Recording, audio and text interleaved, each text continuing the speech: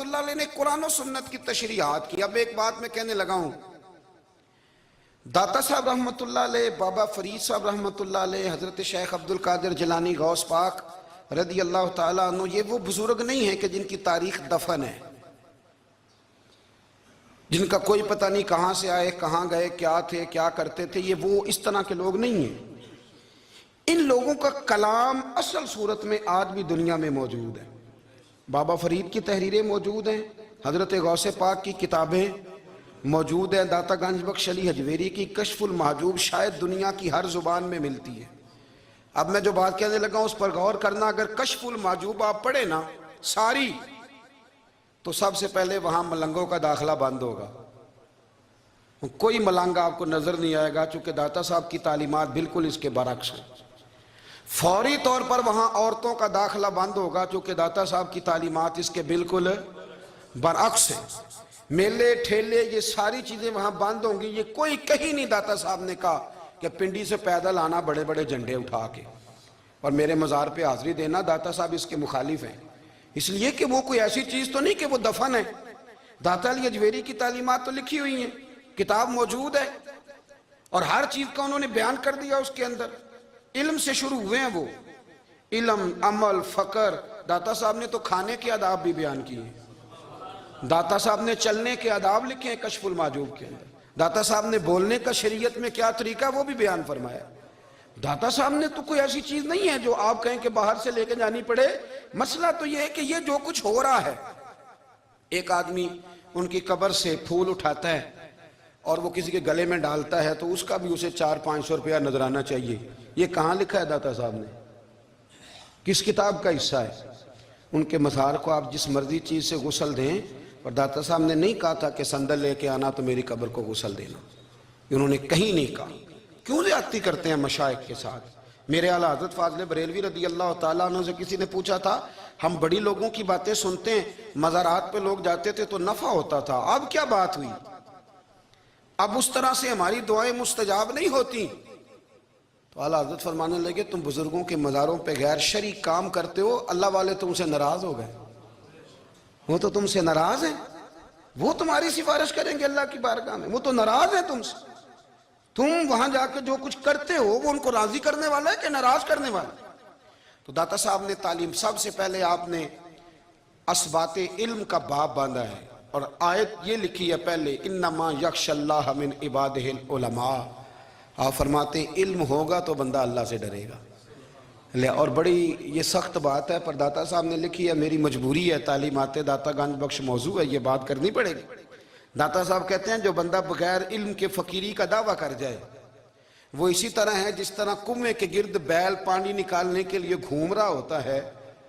وہ چلتا تو رہتا ہے پر اس کی منزل کوئی بھی نہیں ہوتی، وہ گھومتا تو رہتا ہے پر اسے نتیجہ کوئی ملتا نہیں. فرماتے ہیں وہ اس بیل کی طرح ہے کہ گھومتا تو رہے گا پر کوئی منزل اسے میسر نہیں آئے گی. اگر کوئی منزل لینا چاہتا ہے تو پہلے اللہ کی کتاب پڑھے اور مدینے والے محبوب کی حدیث یاد کرے، پھر اسے منزل نصیب ہوگی، ورنہ اس کے لیے کوئی رستہ تعین ہو سکتا. اور داتا صاحب نے پھر حدیث لکھی نبی کریم علیہ السلام کی. فرماتے ہیں کچھ علم حاصل نہیں کرتے، کچھ علم لیتے ہیں پر اس سے نفع نہیں لیتے، پتہ ہوتا ہے پر عمل نہیں کرتے. آپ نے حدیث لکھی ہے، نبی کریم علیہ السلام نے فرمایا، اللہم انی اعوذ بک من العلم لا ینفع.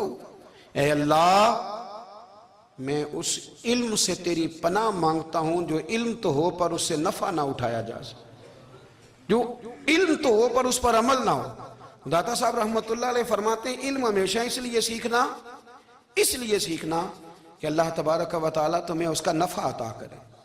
اور پھر آگے بڑھتے ہیں تو آپ فرماتے ہیں جب علم سیکھ لو تو پھر نہ اللہ رسول سے عشق کرنا. فرماتے ہیں پھر نمازیں پڑھنا آسان ہو جائے گا، روزے رکھنا آسان ہو جائے گا، قرآن مجید پڑھنا آسان، محبت کرنا. اور آپ نے مثال دی، جہاں بھی کوئی بات سمجھاتے ہیں ایک مثال دیتے ہیں. مثال دی، فرمانے لگے حضرت عبداللہ ابن مبارک رحمۃ اللہ تعالیٰ علیہ فرماتے ہیں میں شروع میں ایک عورت پہ عاشق ہو گیا تھا.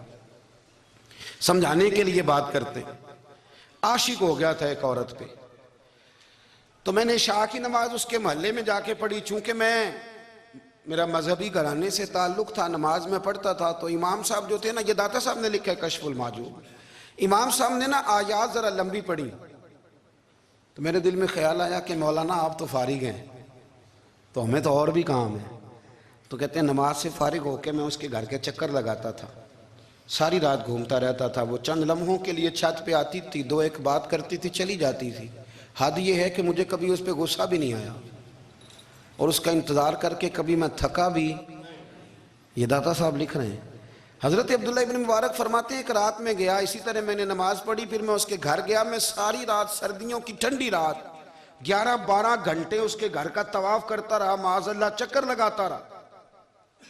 آدھی رات کو سحری کے وقت وہ چھت پہ آئی 1 منٹ کے لیے اور کہنے لگی گھر میں مہمان بہت زیادہ ہیں, آج بات نہیں ہو سکے گی. حضرت عبداللہ ابن مبارک فرماتے ہیں کہ میں جب واپس لوٹا تو نہ مجھے اس پہ غصہ تھا, نہ مجھے تھکاوٹ تھی, بلکہ میرے دل کے اندر اس کے لیے محبت بڑھ رہی تھی. میں کہہ رہا تھا کتنی اچھی ہے بیچاری, اتنے راش میں بھی اور اتنی مجبوری میں بھی 1 منٹ کے لیے چھت پہ آئی ہے, پھر بھی مجھے اس سے پیار بڑھ رہا تھا. کہتے ہیں جب میں تھوڑا آگے بڑھا تو فجر کی اذان ہوئی, یکدم میرے اندر سے آواز اٹھی. میں نے کہا عبداللہ اگر تو ایک عورت کے لیے ساری رات کھڑا رہتا ہے, نہ تھکاوٹ ہوتی ہے, نہ غصہ آتا ہے, بلکہ پیار بڑھتا ہے, اگر عورت کے لیے بندہ کھڑا رہ سکتا ہے تو رب رسول کے لیے بھی کھڑا رہ سکتا ہے. پھر تراویح پڑھنا کوئی اتنا مشکل کام نہیں ہے, پھر تہجد کے لیے اٹھنا کوئی مشکل کام نہیں ہے. شرط یہ ہے کہ پیار ہو جائے. ایک عورت کے لیے اگر یہ سارا کچھ ہو سکتا ہے تو اللہ رسول کے لیے بھی ہو سکتے ہیں. فرماتے ہیں میں نے توبہ کر لی اور پھر میرا حال یہ ہے کہ وہ توبہ کی اور پھر 60 سال گزر گئے, ساری رات مصلی پہ کھڑا رہتا ہوں, مجھے کبھی تھکاوٹ نہیں ہوئی, پھر کبھی تھکاوٹ نہیں ہوئی. تو داتا صاحب کہتے ہیں پہلے علم سیکھ, پھر اس کے بعد اللہ رسول سے پیار کر, اور پیار والی نماز پڑھ, مشقت والی نہ پڑھ, یعنی بوجھ والی نہ پڑھ کہ اب میری جان چھوٹ جائے تو میں بھاگ کے جاؤں, تم ادھر بیٹھو تو میں دوڑ کے نماز پڑھ کے آیا, یہ والی نماز نہ پڑھ. پھر تو آیا تو پھر ذوق پیدا کر, پھر تیرے اندر شوق ہو, پھر تو توانائی والا جذبہ رکھے دین کے معاملے میں. پھر داتا صاحب ایک تیسری بات ارشاد فرماتے ہیں, ایک تیسری بات داتا صاحب کرتے ہیں. داتا صاحب کہتے ہیں کہ یہ یاد رکھ کہ جو تجھے اعزاز ملے گا نا زندگی میں, اعزاز تجھے جو زندگی میں ملے گا اور کوئی کرامت اگر تجھے ملے گی تو وہ صرف نبی پاک علیہ السلام کی سنت اور شریعت کی وجہ سے ملے گی. تو جتنے مرضی چلے کاٹ لے, وظیفے کر لے, کالا جادو, نیلا جادو, پیلا جادو, جو مرضی تو سیکھ لے, اگر تجھے کوئی اللہ شان دے گا تو صرف اس لیے دے گا کہ تو نبی پاک کے دین پہ عمل کرتا ہے. کس نے لکھا ہے؟ اللہ کرے آپ کو میں یاد کرا سکوں, اللہ کرے ایسا ہو جائے اور میری جماعت سمجھنے لگ جائے کہ داتا صاحب کہتے ہیں سنت شریعت پہ عمل کرنا چاہیے. اور میں کوئی ایسی چھپی چھپائی بات بھی نہیں کر رہا, اس کو چلا دیں, کوئی ایسی چھپی چھپائی بات بھی نہیں کر رہا. کشف المعجوب دنیا کی ہر زبان میں اردو میں ملتی ہے, آپ لے کے دیکھ سکتے ہیں. داتا صاحب فرماتے ہیں اعزاز جو تمہیں ملے گا نا, اگر شان چاہتے ہو, وہ ہمارے نا بہت سارے ایسے لوگ ہیں جو کہتے ہیں کوئی ایسی چیز ہاتھ لگے, اعلیٰ دین کا چراغ ایسے گھسایا جائے اور فوری طور پہ پیر صاحب نے کہہ دیا تو ریل پیل ہو گئی پیسوں کی. تو میں کہتا ہوں یہ تو دین کا مزاج ہی نہیں, یہ تو دین کی طبیعت ہے ہی نہیں, یہ تو ذوق ہی نہیں دین کا, یہ طبیعت ہی نہیں, مزاج ہی نہیں. میرے عزیز داتا علی اجویری رحمۃ اللہ علیہ فرماتے ہیں تو سنت پہ عمل کر, شریعت پہ عمل کر. اللہ کا قرآن کہتا ہے قل ان کنتم تحبون اللہ فاتبعونی یحببکم اللہ. فرمایا اللہ کا قرآن کہتا ہے کہ جب تو نبی کریم کی غلامی کرے گا نا تو اللہ خود تمہیں اپنا محبوب بنا لے گا, اللہ خود تمہیں اپنا محبوب بنا لے گا. تو اور کیا چاہیے؟ داتا صاحب نے ایک بزرگ کی بات لکھی ہے جو تابعی ہیں, تابعی اس کو کہتے ہیں جو صحابہ کے شاگرد ہوتے ہیں. ایک بزرگ کی بات لکھی جو تابعی ہیں, وہ فرماتے ہیں کہ ان بزرگوں کا طریقہ یہ تھا کہ وہ لوگوں سے چھپ کے نا پہاڑ کے پیچھے عبادت کرتے تھے, اور پوزیشن ان کی یہ تھی کہ کسی سے ملتے نہیں تھے, بالخصوص فجر کی نماز سے لے کر عصر کی نماز تک بکریاں رکھی ہوئی تھیں, ان کو چراتے رہتے تھے فرات کے کنارے اور نفل پڑھتے رہتے تھے. اس وقت کو ملنے بھی نہیں آتا تھا. ایک شخص بڑی دور سے ان کی شہرت سن کے آیا, میں نے تو ملنا ہے. لوگوں نے کہا وہ اس وقت نہیں ملتے, ناراض ہوتے ہیں. اس نے کہا اللہ کا بندہ ہے نا, ناراض ہو بھی جائے گا تو لمبا ناراض رہے گا نہیں. اللہ والے جلدی راضی ہو جاتے ہیں۔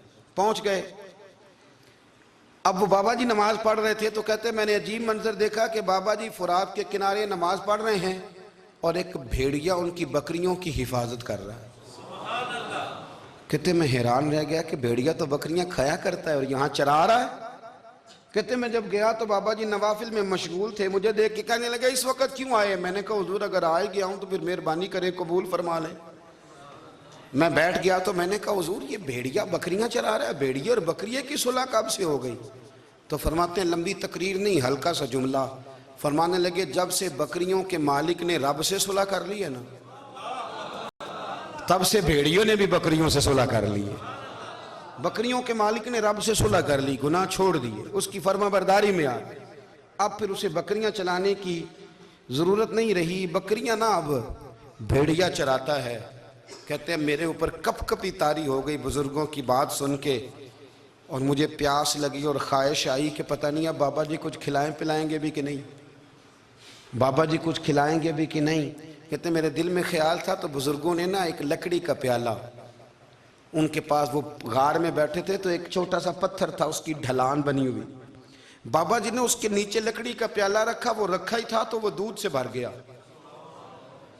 کہتے ہیں انہوں نے مجھے دیا تو ٹھنڈا اور میٹھا دودھ، میری طبیعت خوش ہو گئی۔ بابا جی نے دوبارہ وہی پیالہ اسی جگہ رکھا تو شہد سے بھر گیا۔ 1000 سال پہلے داتا صاحب لکھ رہے ہیں، کہتے مجھے دیا، میں نے فوراً کہا، میں نے کہا حضور یہ دودھ تو گائیں بھینس دیتی ہے، پہاڑوں سے تو نہیں نکلا کرتا، اور شہد تو شہد کی مکھیاں دیتی ہیں، پتھروں سے تو نہیں نکلتا، یہ آپ کہاں سے نکال رہے ہیں؟ تو کہتے ہیں وہ قرآن مجید پڑھنے لگے۔ وَإِذِ اسْتَسْقَى مُوسَىٰ لِقَوْمِهِ، جب موسیٰ کی قوم نے ان سے پانی مانگا، فرمانے لگے موسیٰ کی نافرمان قوم پانی مانگے، حضرت موسیٰ پتھر پہ ڈنڈا مارے تو اللہ وہاں سے 12 چشمے جاری کر دے۔ جو رب حضرت موسیٰ کی نافرمان قوم کے لیے پتھر اور پہاڑوں سے چشمے نکال دیتا ہے نا،